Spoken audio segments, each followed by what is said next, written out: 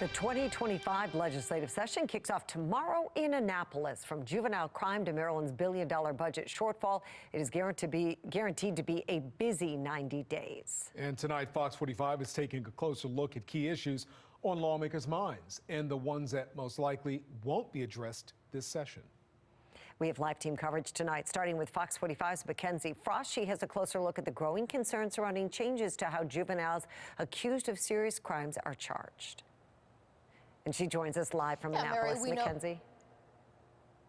Yeah, Mary, so we know right now that a juvenile can be charged in adult court if they're facing a serious crime or a charge like a homicide or a non-fatal shooting. Oftentimes there is a process for which that case can be moved or waived down to the juvenile justice system. In years past, there's been an effort to change how that process works, and now some top prosecutors say they're going to be working this legislative session to make sure that any changes to alter how juveniles are charged don't happen. With the 2025 session about to begin, an age-related question is back. How should young people accused of a crime be charged? In Maryland, a juvenile can be automatically charged as an adult if the crime is serious enough. A young defendant can request a transfer waiver, moving them to the juvenile system if deemed appropriate.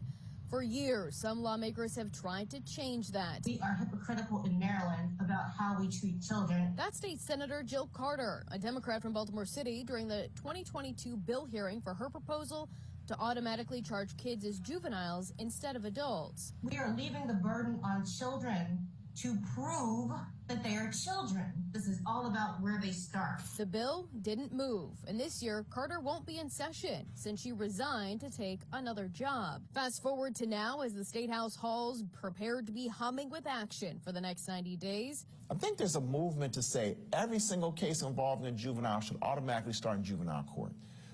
We're going to fight that like nothing you can imagine. Baltimore City State's Attorney Ivan Bates says he doesn't have many items on his legislative priorities list this year, but making sure there are not changes to how young people face charges is near the top. Because we recognize how terrible that will be for the community.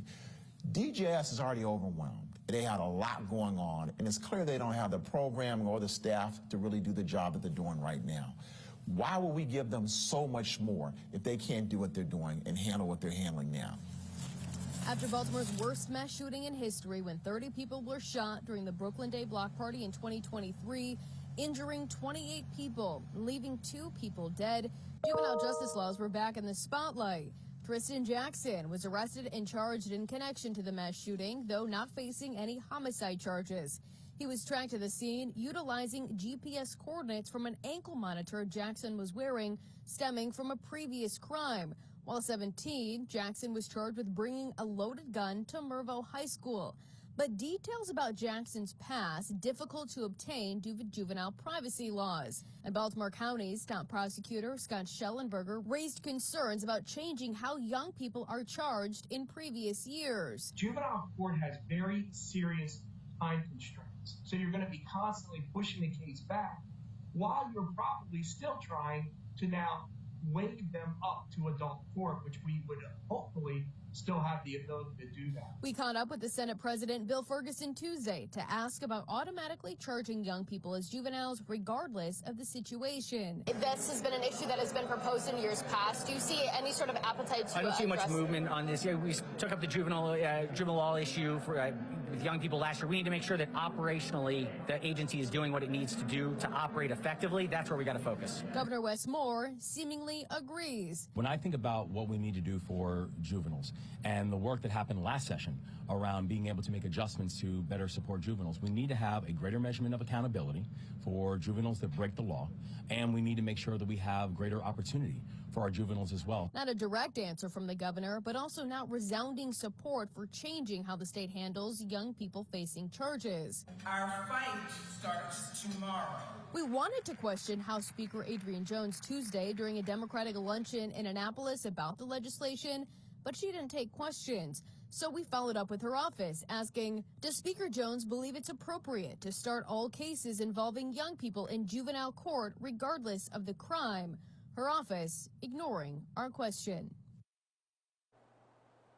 Now, I'll be sure to watch this proposal as it materializes as the session gets underway. However, lawmakers will be looking to DJS Secretary Vincent Schiraldi for answers about how the agency handles young people already under its supervision, especially when it comes to programming and services that the department is supposed to be providing. A hearing to demand answers on that is already scheduled for next week. Live in Annapolis, Mackenzie Frost, Fox 45 News. I'm Mary Bubala. Thank you for watching. Here's another video for you to watch. Also take some time to subscribe to our YouTube channel.